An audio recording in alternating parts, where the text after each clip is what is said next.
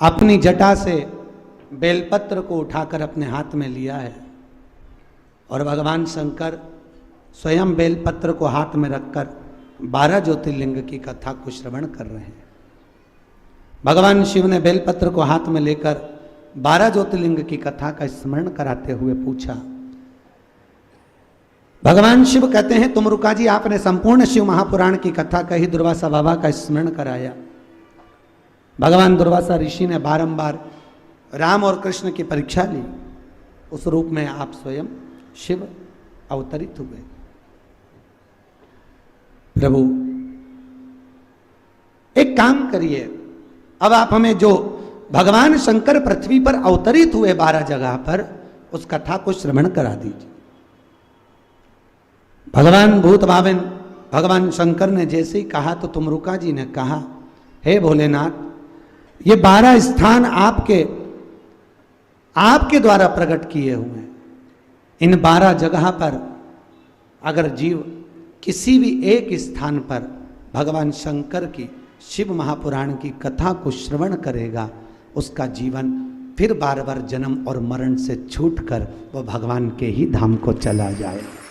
आज भी नियम है, 12 ज्योतिर्लिंग में से किसी भी एक ज्योतिर्लिंग पर शिव महापुराण की कथा का स्मरण कभी कहीं हो रहा हो, सुन लीजिएगा। जीवन में कभी मौका नहीं। भगवत तत्व को धारण किया। आगे वर्णन करते हुए पहले ज्योतिर्लिंग में सोमनाथ जी का वर्णन किया। सोमेश्वर महादेव भगवान दक्ष प्रजापति ने अपनी 27 कन्या चंद्रदेव को बिहाई। कितनी कन्या? 27। पर चंद्रदेव एक रोहिणी नाम की कन्या थी, उसको बहुत प्रेम करते थे। रोहिणी नाम की कन्या को अधिक स्नेह करते, बाकी की कन्याओं को देखते तक नहीं। सारी कन्या मिलकर अपने पिताजी के पास में जाकर कहती हैं, पिताजी तुम्हारा जमाई केवल एक बेटी को चाहता है, बाकी का किसी को नहीं। चंद्रदेव को बुलाकर दक्ष प्रजापति ने समझाया, नहीं माने। फिर समझाया, फिर भी नहीं माने। बार बार समझाने पर चंद्र ना समझे, क्योंकि अहंकार में फूले हुए थे। किसी को काया का, किसी को सत्ता का, किसी को माया का, धन का, वैभव का अभिमान रहता है। और ध्यान देना, कुर्सी पर हो तो लोग तुम्हें पूछ रहे हैं, कुर्सी से नीचे हुए तो कोई किसी को नहीं पूछता। कुर्सी पर बैठने पर इसका मान छोड़ दो कि मैं इस पद पर हूं, मैं इस जगह पर हूं, मैं इस स्थान पर हूं, उसका कोई तात्विक सुख नहीं। उसका कोई तात्विक सुख नहीं।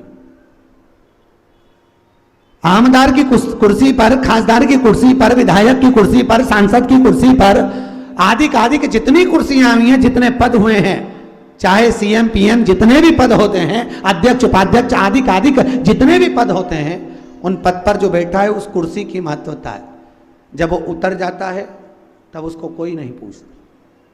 इसलिए शास्त्र कह रहा है, शिव महापुराण कहती है, अपने पद पर रहो तो अभिमान से विमुख होकर सत्कर्म करते रहो। कुछ काम ऐसा कर कर जाओ कि जिंदगी भर लोग याद रखें कि ये कार्य अन्नपूर्णा क्षेत्र महेश्वरी महिला मंडल ने करा है। लोग याद रखें, अपनी कुर्सी पर रहकर उस कुर्सी का सदुपयोग करिए, अभिमत्ता में नहीं, अहंकार में नहीं। अहंकार रखकर अगर हम कोई कर्म करेंगे तो लोग बाद में कहें, हाँ होता रहता, उतरेगा, दूसरा बन जाएगा, फिर उतरेगा, तीसरा बन जाएगा, कौन गिन रहा है? पर पद की प्रतिष्ठा को बनाइए। शंकर सबसे ऊंची कुर्सी पर बैठते हैं, देवों का भी देव, महादेव की कुर्सी है। उसके बाद भी कभी शंकर ने किसी से आशा नहीं रखी कि मुझे प्रणाम किया जाए। ससुर ने श्राप दिया, तू शमशान में रहेगा। बाबा भोलेनाथ खूब नाचे कि मेरा ससुर ने मेरा भला सोचा। क्या सोचा? भला। मेरा प्लाट शमशान में दिलाया जहां कोई कब्जा ही नहीं करेगा। कितने प्रसन्न थे। लोग उसको भंगेड़ी कहते हैं। लोग चिलम पीते हुए फोटो बना देते हैं, लोग कुछ भी कहें, पर बाबा भोलेनाथ जी कहते हैं तुम्हारी मर्जी पड़े जो कहो, मेरे कोई फर्क नहीं पड़े। चंद्रदेव को समझाया, नहीं माने। दक्ष प्रजापति ने श्राप दे दिया, चंद्रदेव तुझे इस काया का अभिमान है, मैं तुझे श्राप देता हूं, तेरी काया क्षणित होगी, गल गल के गिरेगी। काया का रोग हो गया, नेत्रों से जल बह रहा। पहले फूल लिया, खूब फूला, खूब अभिमान रहा, खूब अभिमत्ता में फूला, और व्यक्ति जब अभिमान से नीचे गिरता है तब मालूम पड़ता है। चंद्रदेव आंख में आंसू भरकर देवर्षि नारद के पास गए। नारद जी, मेरे ससुर ने मुझे श्राप दिया है, आप कुछ कहो, आप कुछ बताइए, आप कुछ करुणा करिए।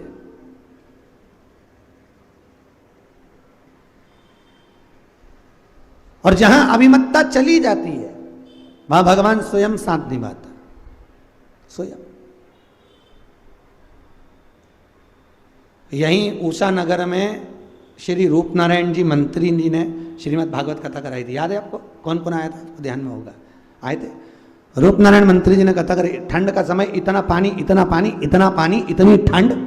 स्वयं 1008 श्री विष्णु प्रपन्नाचार्य जी महाराज जी उस कथा में जब पधारे तो उन्होंने भी कहा कि पूरी परीक्षा रूप नारायण जी आपकी भगवान ले रहा है, और तो भी परीक्षा जब ले रहा है आप उस परीक्षा में पास होते चले जा रहे हैं। कहीं अभिमत्ता थी नहीं, इसलिए कथा का तात्विक रस बढ़ता गया। एक बात बताएं, अन्नपूर्णा क्षेत्र महेश्वरी महिला मंडल, आपकी कथा में भी कहीं दिखावा नहीं था, इसलिए कथा का रस बढ़ते चले गया। जिस जगह पर दिखावा होता है वहां पर रस नहीं आता। और पहली कथा है जहां पर हमने एक हमारा फॉर्म नहीं भेजा, पहली कथा है, वो हेड़ा भाभी के कारण। नहीं तो हर कथा में एक हमारा फॉर्म आता है, उस फॉर्म में लिखा रहता है बीच कथा में कोई नहीं आएगा, आएगा तो हम व्यासपीठ से उतर जाएंगे। ये हमारा नियम है, उस फॉर्म को भरवाते हैं हम पहले, ये हमारा नियम है। फिर प्रसादी में कोई आखिरी तक भी बचा है तो भी उसको कण का प्रसाद देना, पर देना जरूर, ये हमारा नियम है। कोई भूल से भी अगर बाद में भी आया है तो भी उसको प्रसाद दो, ये हमारा नियम। तीसरा हमारे नियम बता रहे हैं हम, जो फॉर्म भरवाते हैं उसका, कोई भी कथा में आया है उसको अगर शरीर में कष्ट है उसकी कुर्सी की व्यवस्था आपको करना है। उससे जमीन पर बैठते बन जाए ठीक है, नहीं तो आपको उठना पड़ेगा और उसकी व्यवस्था, उसको कुर्सी देना पड़ेगी। क्यों? क्योंकि बेचारा इतनी दूर से आया है, उसके शरीर में कष्ट होगा, वो ठीक नहीं लगेगा। कोई अतिथि कथा में आ रहा है, कोई आमदार, कोई खासदार, कोई विधायक, कोई सांसद, कोई कथा में आए, कथा के पहले बुलवाओ या बाद में बुलवाओ। क्यों? उसका हम भी सम्मान करें, उससे हम भी मिलें तो हमको भी अच्छा लगेगा। हम उससे बात ही नहीं कर पाए, फिर कथा में लग जाए तो उसको लगेगा बताओ महाराज को कितना अहंकार कि हमसे बात नहीं करी। भगवत तत्व को धारण। तीसरा, भरी का कोई तात्विक सुख नहीं। शास्त्र कह रहा है चंद्रदेव को अभिमान आया, क्षय रोग हो गया, शरीर गल गया, गिर गया। गुरु जी ने कृपा कर दी, देवर्षि नारद ने कहा तुम्हारी आकृति का शिवलिंग बनाओ, उसकी आराधना करिए, पूजन करिए। आकृति का शिवलिंग बनाया, पूजन करी, पूजन करी। शंकर जी प्रसन्न होकर काया के रोग से मुक्ति दे दिए। जिसका शरीर सफेद पड़ रहा हो, चर्म रोग हो गया हो, खाल सफेद पड़ रही हो, उस व्यक्ति को कुछ नहीं करना है। क्या करना है? अलोनी गोबरी, गोबरी जानते हो, अलोना कंडा, गाय ने पोटा करा, सूख गया, उस कंडे को उठा लो, उसको सुखाओ, सुखाकर उसको जलाओ, जला के राख तैयार करो, राख तैयार करके सफेद कपड़े में उसको रखो। सफेद कपड़े में रखकर शिवरात्रि कोई से भी महीने की हो, रात्रि को 12 बजे उस कंडे के चूरे को लेकर जाओ, शंकर जी के शिवलिंग पर 12 बजे रात्रि को चढ़ाओ, वापिस उठा लो। 1 बजे से 2 बजे के बीच में उसी चूरे को पानी में डाल लो और निवस्त्र होकर बाथरूम में उस पानी से स्नान कर लो। चर्म रोग समाप्त हो जाएगा। सफ़ेद जो चमड़ी पड़ रही है वो धीरे धीरे अपनी सही अवस्था में आ जाएगी, सही अवस्था। प्रयास करो। दूसरा वर्णन, जिसकी चमड़ी सफेद पड़ रही हो, काया का रोग हो, बड़े परेशान हो गए, कोई बड़ी काया की रोग बीमारी हो गई, कुछ ना करिए। कभी सोमनाथ जी जाएं तो सोमनाथ के मंदिर के शिखर को एक कटोरी में घी रखकर, शिखर को दिखाकर भगवान शंकर का एक बार जो 10 नाम आपको बताए थे शिव और पार्वती के, वो 10 नाम बोल लो और घी दिखा लो शिखर को, उसी घी को लेकर आ जाओ, प्रतिदिन 11 दिन तक लगाओ, चर्म रोग समाप्त हो जाता है, कभी नहीं रहेगा। जितनी गोली दवाई खाते हैं चर्म रोग उतना बढ़ता है, पर भगवान शिव आरोग्य के देवता हैं, रोग मुक्त करने वाले, आरोग्यता प्रदान कर, चर्म रोग मिट जाता है। आगे कथा आई है, सोमेश्वर के रूप में भगवान विराजमान हुए। अगला वर्णन आया है मल्लिकार्जुन कार्तिकेय जी रुष्ट होकर श्रीशैलम में जाकर विराजमान। कहां पर? श्रीशैलम। एक बात बहुत सुंदर है, कभी मौका मिले श्रीशैलम में, पूरे जगह पर बहुत महंगा भोजन है, पर श्रीशैलम में हमारे मारवाड़ियों का एक महेश्वरी भवन बना हुआ है श्रीशैलम। मैंने एक चीज़ वहाँ की बहुत अच्छी लगी, पूरी महेश्वरी समाज को मैं साधुवाद दूंगा, एक बार जोरदार ताली बजाओ उनके लिए। मेरे को वहाँ एक बात बहुत अच्छी लगी, जब हम शिव पुराण करने श्रीशैलम गए तो हैदराबाद की महेश्वरी समाज द्वारा वहाँ शैलम में कथा थी, वहाँ हमने देखा कि प्रतिदिन वहाँ पर भोजन बनता है, और भोजन बनकर वो भोजन बड़े बड़े कड़ाव में बनकर पूरे श्रीशैलम में जहाँ गरीब लोग बैठे होते हैं, जिनको भोजन की ज़रूरत होती है, रेलवे स्टेशन पर, बस स्टैंड पर कोई यात्री जा रहा है, उसको भोजन नहीं मिला, वहाँ महेश्वरी समाज उनको भोजन देती है। ये कितनी बड़ी बात होगी, सोचो आप, ये बड़ी प्रसन्नता की बात है। अच्छा सुख की अनुभूति। कई लोग कहते हैं महाराज कलिकाल में यज्ञ का विधान क्या है? शिव महापुराण कहती है कलिकाल में यज्ञ का विधान है, हजारों लाखों रुपए की सांकल्य छोड़कर अग्नि को प्रकट कर लिया, लाखों रुपए यज्ञशाला में लगा दिए, वो यज्ञ करना श्रेष्ठ नहीं है। कलिकाल में यज्ञ की प्रामाणिकता है अपनी कमाई का एक अंश निकालकर किसी भूखे को भोजन करा दो, यज्ञ हो गया, यज्ञ हो गया। किसी भूखे को भोजन कराना यज्ञ हो गया, वो यज्ञ का प्रधान, वो यज्ञ की आनंदता है, वो यज्ञ की श्रेष्ठता है। भूखा भोजन कर ले वो आनंद। मल्लिकार्जुन में बाबा श्रीशैलम में जाकर कार्तिकेय जी बैठ गए, माता मनाने के लिए गई। पूरे विश्व में केवल एक मल्लिकार्जुन का मंदिर ऐसा है जिसकी शिखर पर 2 ध्वजा लगती है, एक लाल एक सफेद। लाल ध्वजा पूर्णिमा के दिन हवा में उड़ती है और सफेद ध्वजा अमावस्या के दिन हवा में उड़ती है। कितनी भी हवा चल जाए, आंधी चल जाए, पर ध्वजा नहीं उड़ती। उड़ेगी तो पूर्णिमा पे और उड़ेगी तो अमावस्या पर। आप अपनी छत पे ध्वजा लगा दो, उड़ेगी कि नहीं उड़ेगी? मंदिर का शिखर इतना ऊंचा है श्रीशैलम का, पर ध्वजा नहीं उड़ती पूर्णिमा पे, क्योंकि शंकर जी बेटे से मिलने आते हैं। अमावस्या पर माता पार्वती आती है, हवा में उड़ती है। श्रीशैलम में भगवान मल्लिकार्जुन के रूप में विराजमान हुए। अगला वर्णन है महाकाल। दूषण नाम के राक्षस ने ब्राह्मण के बच्चों को पकड़कर निचोड़कर उनका रक्त पिया, तो भगवान को स्वयं भगवान शंकर की बहन, क्या नाम था? शिव जी की बहन का नाम क्या है? छी प्रिया। नाम बोलो, छी प्रिया, जिसका लोगों ने अभ्यांग कर कर छिपरा कर दिया। क्या नाम है उसका? छी प्रिया। शंकर जी की एक ही बहन थी, माता पार्वती की ननन, छी प्रिया। वो छी प्रिया भगवान शिव से बोली, भोलेनाथ। शिव जी ने बोला क्या बात है बहन, क्या हो गया ये तो बता। अरे प्रभु, ये दूषण नाम का राक्षस ब्राह्मणों के बच्चों को मार रहा है, आप कुछ करो। भगवान शंकर ने कहा मैं नहीं कर सकता कुछ भी, पर तू कर सकती है छिप्रिया। छिप्रिया ने कहा भैया बोल क्या करना है? तू मेरी बहन है, एक काम कर, मैं अवतरित होऊंगा, पर ये दूषण एक अवतार नहीं कई अवतार रख सकता है, और दूषण रूप बदल सकता है। तो छिप्रिया ने कहा तू आप रूप नहीं रख सकते। शंकर जी ने कहा मैं मृत्यु लोक का देवता हूं, इसलिए रूप नहीं बदल सकता। तो क्या करूं?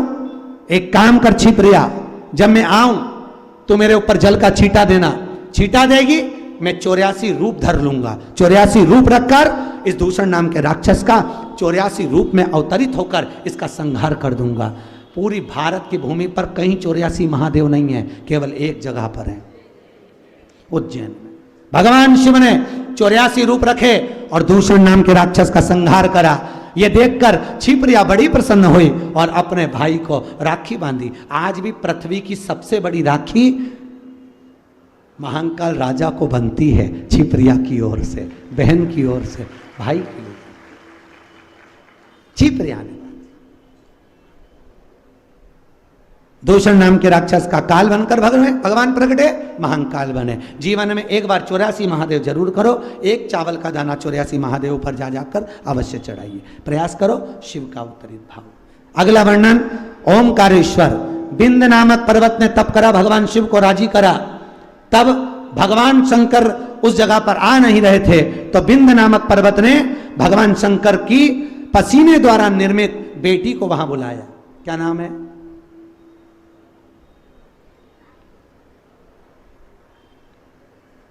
अरे शिव जी की एक बेटी जिसको मान्यता नहीं मिली थी पर गुप्त रूप से बेटी थी, क्या नाम था? अशोक सुंदरी तो पुत्री है, वो तो गोदी में रहती है। अरे यार, इतनी बार आप लोग स्नान कर रहे हो। नर्मदा,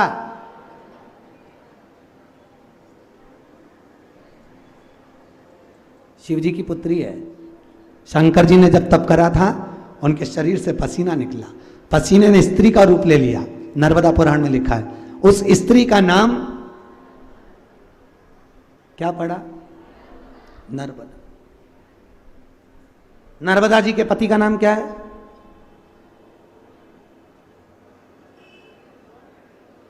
है? कुंवारी है। अगर नर्मदा कुंवारी होती तो उसमें पुरुष नहा सकता था? बोलिए जल्दी। अगर नर्मदा कुंवारी होती, हमारे यहाँ तो बेटी बड़ी हो जाती है तो माँ उस बेटी को अलग सुलाती है, बाप के साथ नहीं सुलाती। तो क्या नर्मदा कुंवारी रहती तो कोई पुरुष उसमें स्नान कर सकता था? नहीं। नर्मदा कुंवारी रहती तो पुरुष नहीं नहाता। नर्मदा जी का विवाह राजा पुरुकुस के साथ हुआ था। नर्मदा जी के पति का नाम है राजा पुरुकुस। क्या नाम है? राजा पुरुकुस। नर्मदा जहां से निकली अमरकंटक से, वहां से 5 गांव तक नर्मदा कुंवारी है। उसके बाद नर्मदा जी का विवाह राजा पुरुकुस के साथ हो गया। राजा पुरुकुस। अब भगवान शिव की पुत्री नर्मदा जी को बुलाया है विंध्य पर्वत में। वहां बैठकर तप किया। शिव जी वहां पर आ गए और ओमकारेश्वर के रूप में बाबा भोलेनाथ वहां विराजमान हो गए। ओमकारेश्वर भगवान की। अगला वर्णन आया श्री केदारनाथ। आपको तो 2 कथा तो बताई दी। शिव जी का सिर कटा था, यहाँ केदारेश्वर के रूप में रहे। एक कथा बताई थी, बद्रीनाथ छोड़कर भगवान केदार में आए। तीसरी कथा, नर नारायण पर्वत ने तप करा, शिव जी उनके उद्धार के लिए वहां पर विराजमान हुए, केदारेश्वर के रूप में बैठे। केदारनाथ भगवान की। अगला वर्णन आया भीमाशंकर। कुंभकर्ण की धर्म पत्नी करकटी का पुत्र भीम। क्या नाम था? भीम। जिस भीम ने ब्राह्मण आदिकों के यज्ञ नष्ट करे, शिव जी ने आकर भीम का संहार करा। शिव जी का नाम भीमा शंकर हो गया। अगला वर्णन आया है काशी विश्वनाथ। पूरी पृथ्वी पर 2 ज्योतिर्लिंग ऐसे हैं जिसको स्वयं देवताओं ने बनाया। एक रामेश्वर का राम जी ने बनाया, एक काशी का शनि महाराज ने बनाया। किसने बनाया? शनि महाराज। जिसको शनि लग जाए, ढैया लग जाए, 7.5 लग जाए, बहुत परेशान हो, कहीं जाने की जरूरत नहीं है। एक काजल की डिब्बी हाथ में लो, काशी विश्वनाथ का नाम लो और काजल की डिब्बी को एकांत में जाकर खड्डे में दबा दो, शनि उससे दूर रहेगा। दुनिया के लोगों को शनि लगता है, शनि को शंकर लगता है। शनि को शंकर लग जाए। जब शनि सब दूर से हार गया, तब माता पार्वती के पास गया। मां मेरे को लोग अब शब्द कह रहे हैं, मां बचा ले। माता पार्वती ने कहा काशी में जाकर गंगा के तट पर शंकर जी का शिवलिंग का निर्माण कर कर तू पूजन करेगा तो शनि तेरे प्राण बच जाएंगे। शनि के प्राणों को शिव ने बचाया है। तो आज भी काशी विश्वनाथ का दर्शन करने जाओ तो वहां गंगा जी में अगर काजल की डिब्बी को बहा दिया जाता है तो व्यक्ति के शरीर के पूरे रोग समाप्त हो जाते हैं। काजल की डिब्बी मात्र गंगा में बहाने पर। कहाँ? काशी में, हरिद्वार में नहीं, ना इलाहाबाद में, काशी में, काशी विश्व। अगला वर्णन आया है काशी विश्वनाथ मनु शत्रुपा ने तप कर कर भगवान शिव का आनंद सुख पाया। अगला वर्णन है त्र्यंबकेश्वर। गौतम बाबा पर गौ हत्या का दोष लगा। अहिल्या माता ने भगवान ब्रह्मा विष्णु महेश को बुलाया। 3 छोटे छोटे से शिवलिंग एक खड्डे में, उसमें से पानी निकलता रहता है। ऐसे त्र्यंबकेश्वर के रूप में बाबा विराजमान होकर गौतम बाबा का कल्याण करें। अगला वर्णन यहीं पे बने सारे 12 ज्योतिर्लिंग, देखते हैं ना कौन कौन से हैं, उनका दर्शन करते जाओ। अगला वर्णन है श्री वैद्यनाथ। रावण भगवान शिव को लेकर जा रहा था और रावण शिव को ले जाते समय भगवान गणेश जी बालक का रूप रख कर आए। रावण के हाथ से शिवलिंग लिया। लघु शंका लगने पर रावण ने पृथ्वी पर उस बालक को दिया, बालक ने नीचे रख दिया। वैद्यनाथ जी उठे नहीं, रावण हार कर चले गया। वैद्यनाथ के रूप में शिव जी विराजमान हो गए। अगला वर्णन है नागेश्वर। दारुक नाम के राक्षस का संहार करने के लिए भगवान शिव यहां पधारे और नागेश्वर के रूप में विराजमान हुए। जिसको स्वप्न में सांप दिखते हों उसको पान के पत्ते पर चांदी का नाग रखकर अपने ऊपर से उतार कर पीपल के पेड़ के नीचे रख देना चाहिए, सर्प दिखना बंद हो जाते हैं। नागेश्वर ज्योतिर्लिंग। अगला वर्णन है रामेश्वर। भगवान राम जी महाराज ने शंकर भगवान की स्थापना करी, रामेश्वर ज्योतिर्लिंग की स्थापना हुई है। तब सेतु पर चढ़ाई करिए। फिर अगला वर्णन है कृष्णेश्वर। एक सुधर्म नाम का ब्राह्मण जिसकी 2 पत्नी थी, सुदेहा और घूष्मा। सुदेहा के यहां संतान नहीं थी, घूष्मा के यहां संतान हुई। सुधर्म ने घूष्मा का बेटा सुदेहा को दे दिया। सुदेहा ने पाल पोस कर बड़ा करा, बच्चे का विवाह हो गया। विवाह हुआ, उस बालक को जैसे विवाह हुआ, अब बहू को मालूम पड़ा मेरी सही सास तो घूष्मा है, सुदेहा तो मेरी सौतेली सास है। बहू घूष्मा को पूछने लगी। सुदेहा को गुस्सा आया, उसने अपने बेटे के शरीर के टुकड़े टुकड़े कटकर एक कपड़े में बांध लिए, तालाब में फेंक दिए। घूष्मा रोज प्रतिदिन एक शंकर जी का शिवलिंग सोमवार को बनाती थी, तालाब में विसर्जन करने जाती थी। विसर्जन करने गई, मन में आया मैंने बेटे का दर्शन नहीं करा। तैरता हुआ बेटा 3 दिन बाद भी वापिस निकल कर आ गया। घूष्मा के बेटे को भगवान ने जीवित करा तो शिव जी का नाम कृष्णेश्वर महादेव हो गया। ये 12 ज्योतिर्लिंग की कथा श्रवण कर कर भगवान शिव अपनी धर्मपत्नी माता पार्वती के साथ शिव महापुराण की पोथी पर बेलपत्र समर्पित करते हैं। हमारे यजमान श्री झवर जी बेलपत्र समर्पित करने पधार रहे हैं। भगवान शिव की पोथी पर बेलपत्र दिया और भगवान तुमरुका जी ने भगवान शिव से वर मांगा, हे भोलेनाथ आपकी यह बेलपत्र जो शिव पोथी को समर्पित हुई है, यही बेलपत्र जीव का कल्याण करे, जगत का उद्धार करे। भगवान ने बेलपत्र शिव पोथी को समर्पित करी। जोरदार ताली बजाएं। आप सबकी ओर से झवर जी ने, मुख्य मनोरथी ने, यह बेलपत्र शिव पोथी को समर्पित करी। चारों तरफ सुख समाहित हुआ, आनंद स्थापित हुआ। 12 ज्योतिर्लिंग की कथा के बाद वेदव्यास जी महाराज तुमरुका के चरित्र को लिखते हैं। तुमरुका जी महाराज ने जो कथा सुनाई, चंचुला देवी उस पति के लोक को गई, पति प्रेत योनि से छूट गया। भगवान शिव ने बेलपत्र पोथी पर देकर कहा, तुमरुका जी जीवन में जो एक बार शिव महापुराण की कथा को श्रवण कर लेगा उसके मन के मनवांछित फल पूर्ण होंगे। ये मेरे मस्तक की बेलपत्र, शिव पोथी पर चढ़ी हुई बेलपत्र अपने घर की अलमारी में, तिजोरी में जो रखेगा वो जीव का धन धान्य बढ़ेगा, वैभव प्रतिष्ठा बढ़ेगी। ऐसा भाव रखकर भगवान शिव ने बेलपत्र पोथी पर दी। जीवन में मौका मिले, दुनिया चाहे कुछ भी कहे, आप अलमस्त होकर शिव की कथा का रसपान करो और अपने जीवन को धन्य बनाओ। मौका मिले एक बार शिव महापुराण 12 ज्योतिर्लिंग में से किसी ज्योतिर्लिंग पर अवश्य सुने। हम भी प्रयास कर रहे हैं कि एक शिव पुराण अभिमुक्त नगरी काशी में हो। प्रयास कर रहे हैं, आप सबको सूचना देंगे। काशी अभिमुक्त नगरी है जहां मरने वाले का कभी जन्म नहीं होता, जहां शिव गुरु मंत्र देकर विदा करते हैं। प्रयास करेंगे साल भर के अंदर एक कथा काशी में हो शिव महापुराण की, और आप सब सुनकर अपने जीवन को धन्य बनाएं। प्रयास करेंगे, सूचना मिलेगी, महिला मंडल आपको सूचना भी देगी। आशा है आपको ये वीडियो बहुत पसंद आई होगी।